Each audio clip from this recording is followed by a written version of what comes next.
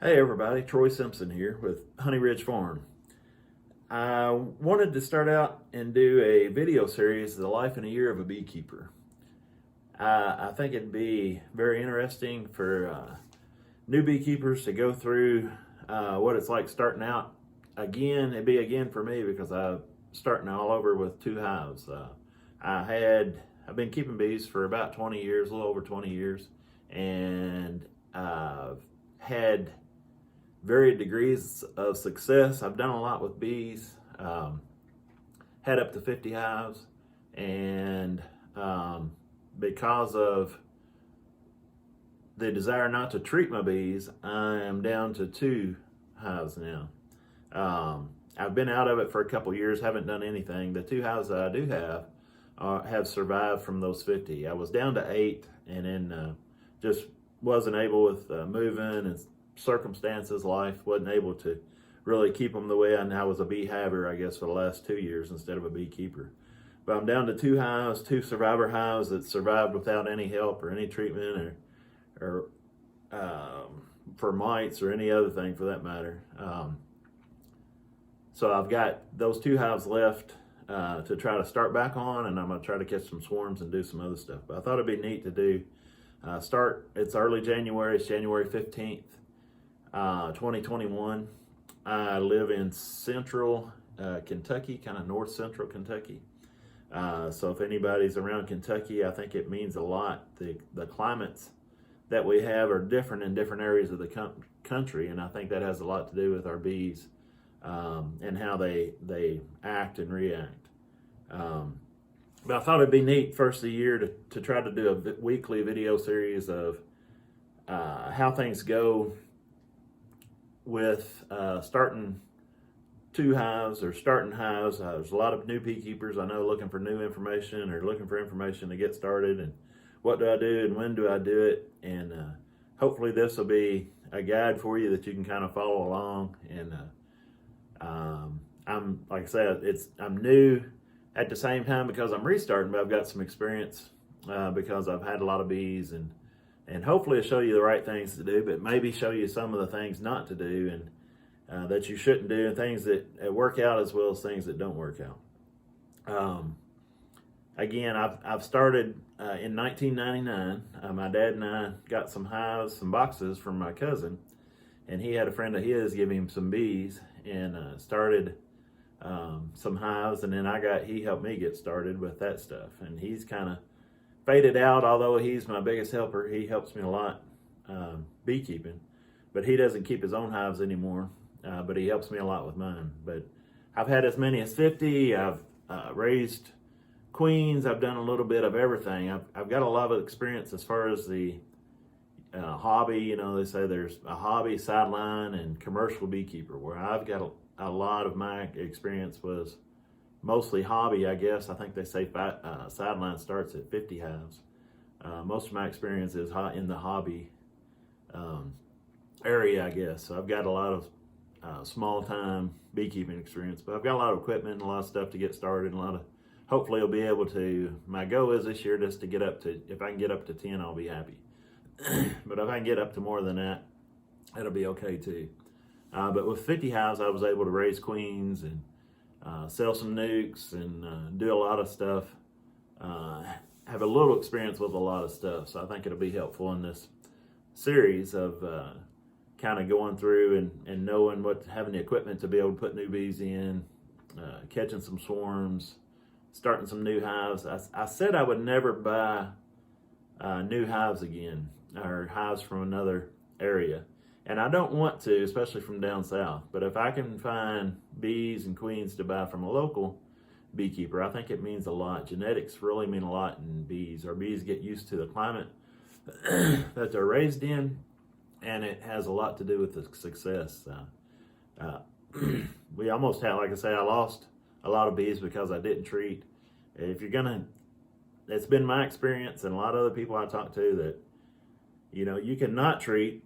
And I would rather not treat, but if everybody else is treating and I'm the only one not treating, you're just going to lose a lot of bees, is my experience. So my goal is to check the hives, see if they need treatments for mites especially, do a alcohol row and check them and see what the percentage is, and hopefully I can use the bees that I have got a behavior that takes care of the mites on their own. I hope to not have to treat those hives. I hope to not have to treat the hives that I raise queens from off of those 2 queens. And hopefully I can have some bees that are mite resistance or take care of the mite problem on their own. But we'll see how it goes. I'm going to check them, and if they need treatment, I'm going to treat them. If you don't treat them, and they've got a mite problem, I like the idea of not treating, but you're going to lose a lot of bees if you don't treat for mites.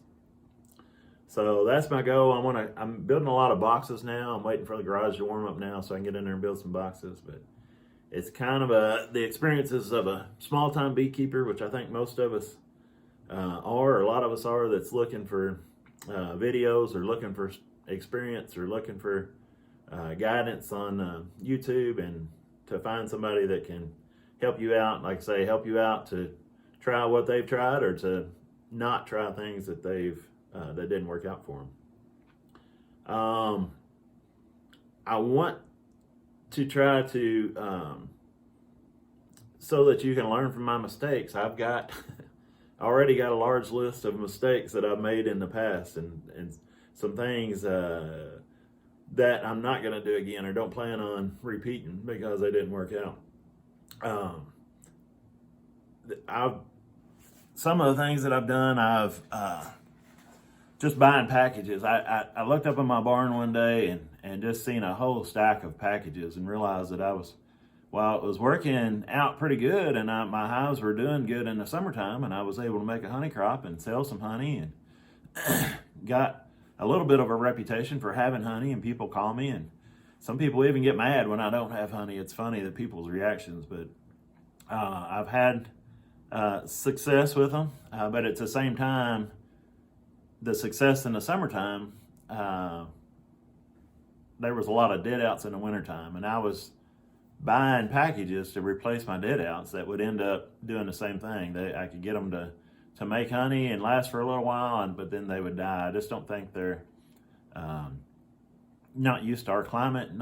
They're used to a warmer climate because we were buying them from warmer climates, and this didn't adapt well. And then again, the treatment thing. Another mistake I made was being unwilling to pinch a bad queen or an old queen. You have to requeen your hives. You have to have a young queen. A young queen, when you start out, however you start, hopefully you have a young queen and she does great. And, but when she gets older or she's not doing as good, if the bees don't replace her, you have to be willing to go in there and take her out. And it was just hard for me to take a queen that wasn't doing as good as she could, and pinch her or kill her and replace her with a younger queen.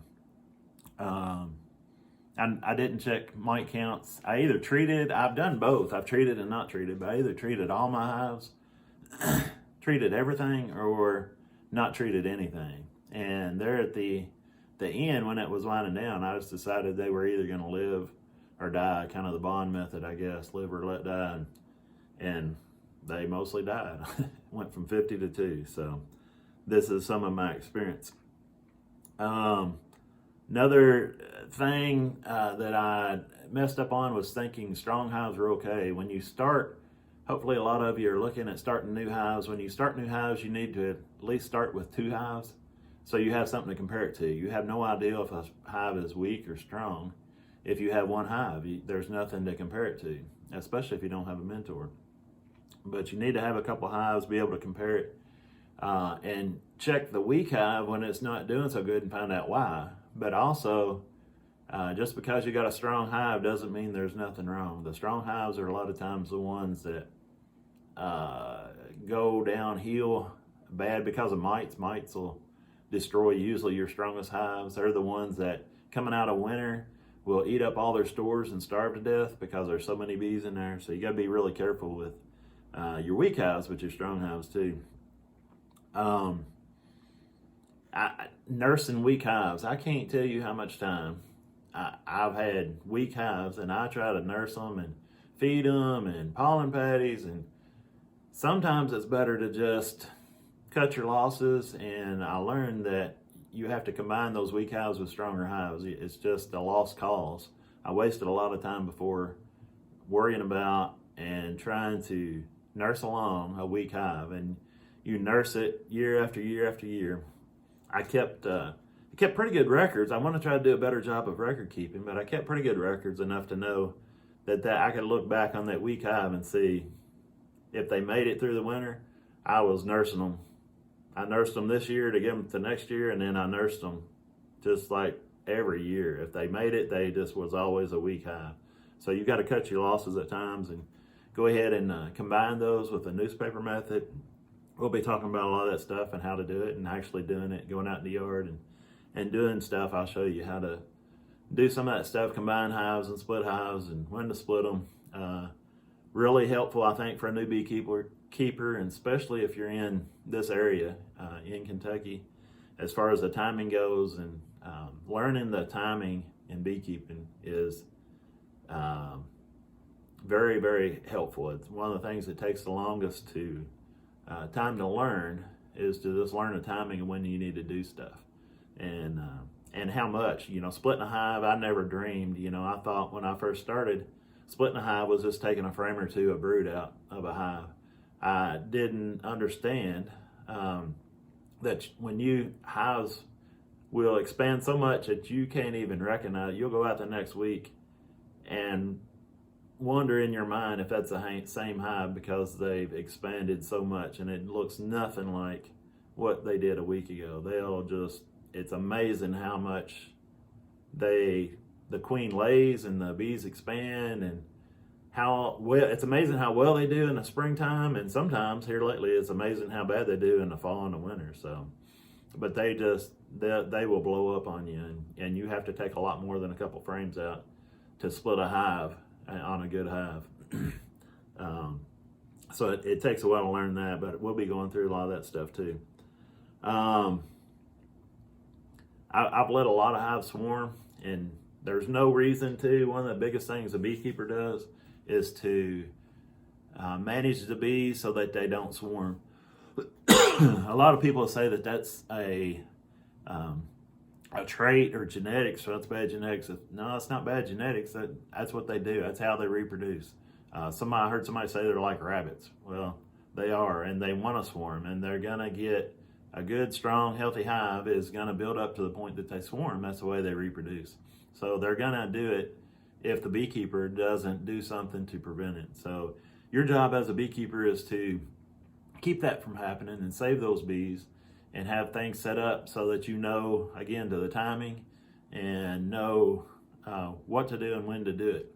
And we'll be doing that this year. We'll be doing that on the dates that we need to do it. We'll watch when things bloom, when they come into bloom, what's blooming at certain times. Hopefully, some years we get a honey crop. We don't make a lot of honey in Kentucky. We're not really a good state for producing honey. But some years you can tell. I had one year that black locusts come in. You could tell when it was blooming. You could tell when they filled the supers up with it. It was a really light, good tasting honey. You could really see the black locust honey. And at that same year, tulip poplar was in. So it's a really dark spring honey with a really good flavor. But you could tell that year, you knew when they brought it in what it was, and you could separate it. When I went to sell that honey, I had a really light honey sitting beside a really dark honey, and it brings up a conversation. Why is this so light and this one's so dark, and what's the difference? So there's a lot of good conversation there, and people can try it. I always try to have a jar out and some spoons that people can taste it if they want to. But it really brings a lot of talk to your table. We sold at a lot of farmers markets, but it brings a lot of interest when you have a really dark honey and really light honey. Most of the time, you can make light honey in the spring and darker honey in the fall, but your fall honey is not as palatable, I guess you'd call it. It's more of a cooking honey than a table honey. Some people like it.